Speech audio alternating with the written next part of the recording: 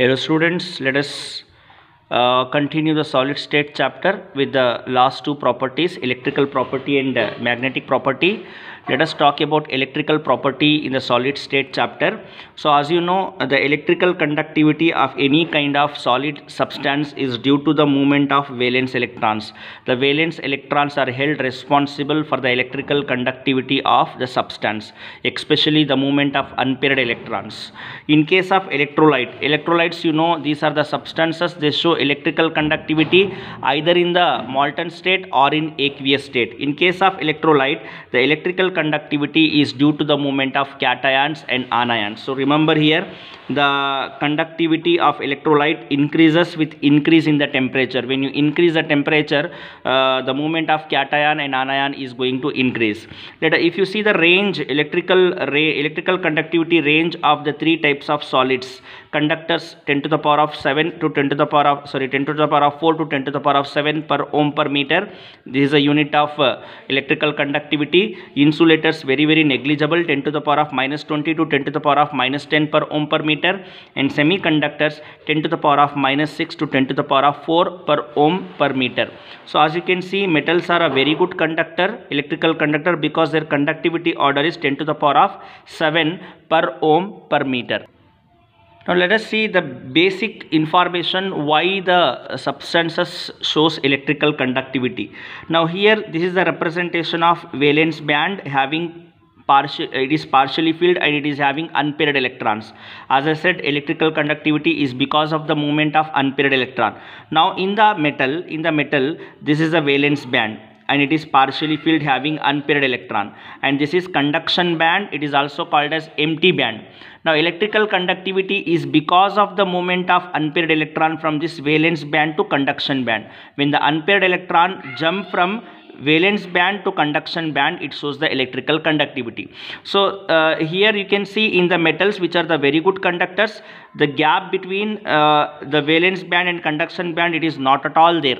They are very close, and sometimes you can see both the bands are overlapping in case of conductors. That you cannot find in insulators. As you can see in the insulator, this is valence band and it is completely filled. You cannot find any kind of unpaired electrons in this case. Okay, so this is a valence band and this is the conduction band, empty band, and the gap between these two bands is very large. There is a large energy gap, which is also called as forbidden zone. That's why they cannot conduct the electricity and they are called as insulators. Example, rubber, plastic and wood.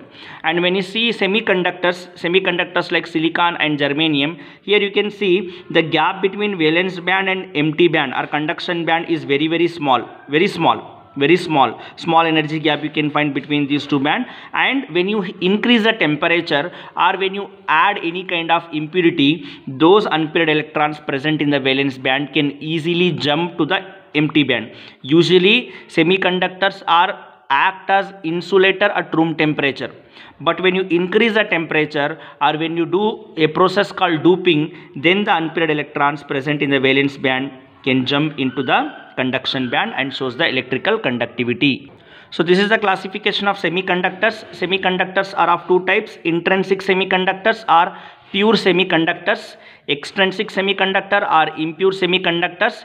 Extrinsic semiconductors, again two types, p type and n type. See students, intrinsic semiconductor, which means, as I said, these semiconductors like pure silicon and pure germanium, they act as insulators at room temperature, but when you increase the temperature, they shows the electrical conductivity. That is intrinsic semiconductor. Whereas extrinsic semiconductor, which is also called as impure semiconductor, as I said, they are insulators at room temperature, but when you do a process called doping, here there is very important process called doping you can find. Doping is a process of adding impurities or foreign substances into the semiconductors like silicon and germanium in order to increase the conductivity, in order to increase the movement of electron. So that's why they are called as impure semiconductors. So more about the types of extrinsic semiconductor we will discuss. So let us know more about extrinsic semiconductor or impure semiconductor. So in that, the first type is n-type semiconductor. Here n stands for negative, which means electron. So this is the representation of pure silicon. Pure silicon is it will act as insulator at room temperature. and you can find around the silicon 4 electrons you can find. The valence shell of silicon contains 4 electrons because silicon belongs to group 14 carbon family, and you can find 4 valence electrons around the silicon. And you can see one silicon can able to form 4 covalent bonds with the neighboring silicon. One silicon atom forming 4 covalent bonds with the neighboring silicon atoms because its valency is 4. It can form 4 covalent bond. Now, as silicon belongs to group 14, it is tetravalent. Tetravalent in the sense one silicon can combine with 4 other silicon with 4 covalent bonds. Now, such a tetravalent silicon which belongs to group 14, when you add impurity by doping means adding impurity, and the type of impurity you are adding here is pentavalent impurity. Penta means 5. Pentavalent impurity like phosphorus, arsenic, antimony, bismuth.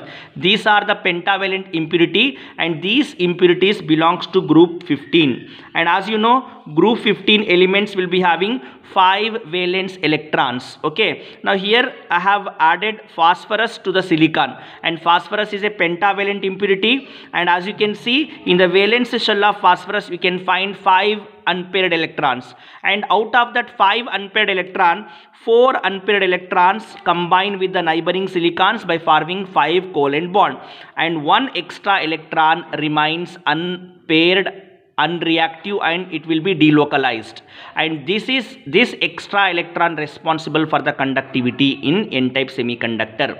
So as you can see, silicon forms 4 covalent bonds with 4 electrons of phosphorus. The 5th electron, this 5th electron of phosphorus is extra and becomes delocalized, which conducts electricity. And remember, in n-type semiconductor, electrons are the charge carriers. Let's see about p-type semiconductor. P means positive. In p-type semiconductor, to the semiconductor silicon, we are adding gallium, and here gallium is an impurity, and adding any impurity to the semiconductor is called as doping. As I already said, silicon is a tetravalent element, and to this tetravalent silicon belongs to group 14, we are adding a trivalent impurity. In case of p-type semiconductor, we are adding trivalent impurity like aluminum, boron or gallium. They belongs to group 13. So in p-type semiconductor, we are adding trivalent impurity, for example gallium.